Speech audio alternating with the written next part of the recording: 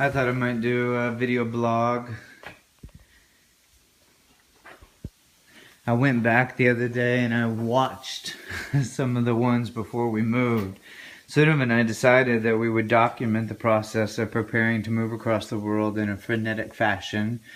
The decision was made. That was a tough one, and it's documented. Anyway, we just decided to do the video version because it was something different, and looking back, I mean, there's a lot that could be said about it, but we decided to do it for the sake of getting Gabby into school on time, and I think we probably each have different opinions, perhaps, on if that was the best move or not, but it certainly wore us out. But, see, I'm here in the States.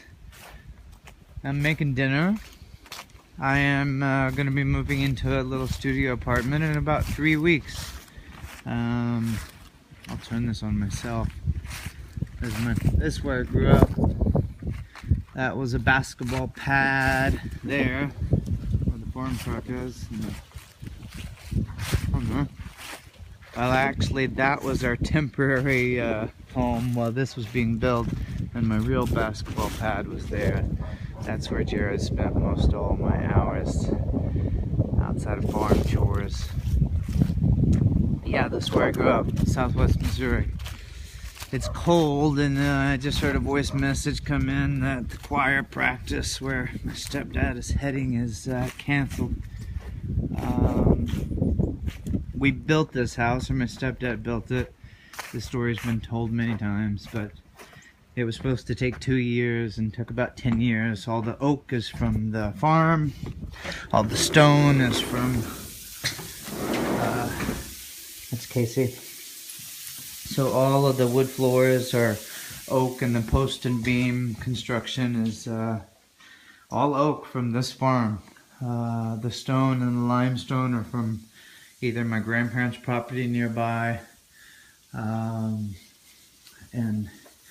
just a lot of work. Originally the house ended right here.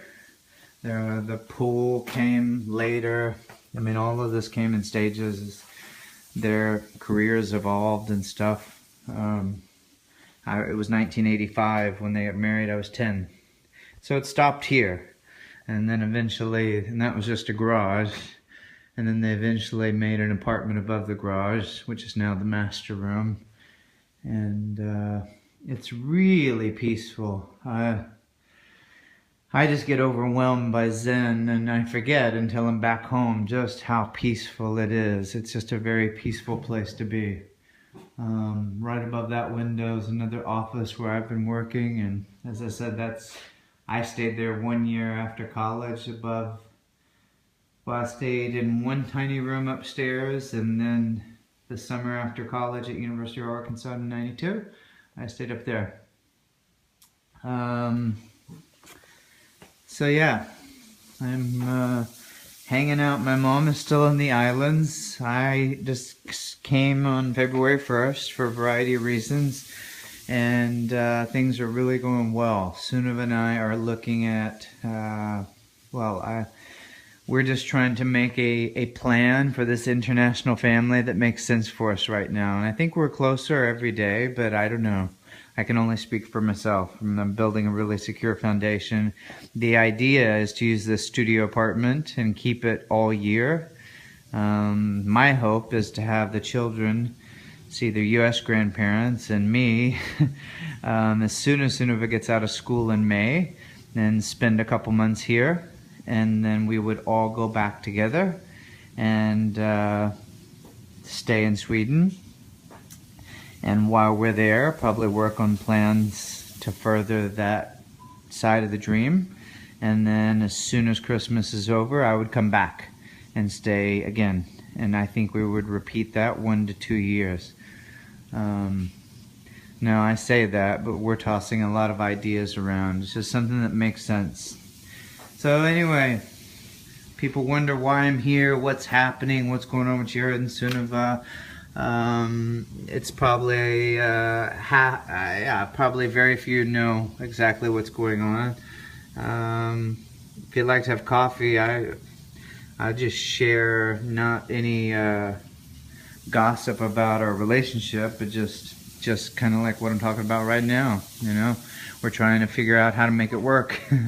I really like my culture. I really like this brand we're developing. I really missed working and really struggled in some ways there, and she struggled in some ways here. So we're trying to find a unique way to perhaps do what we set out all along, which was spend time in both countries.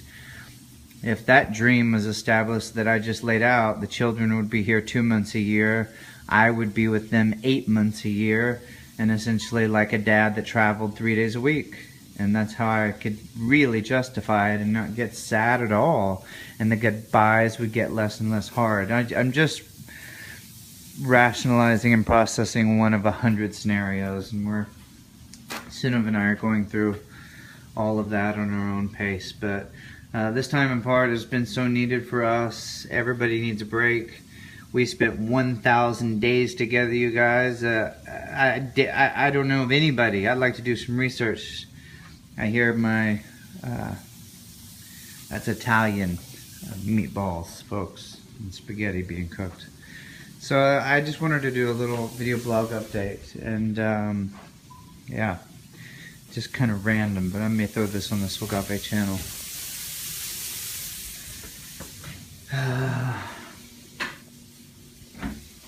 Hi.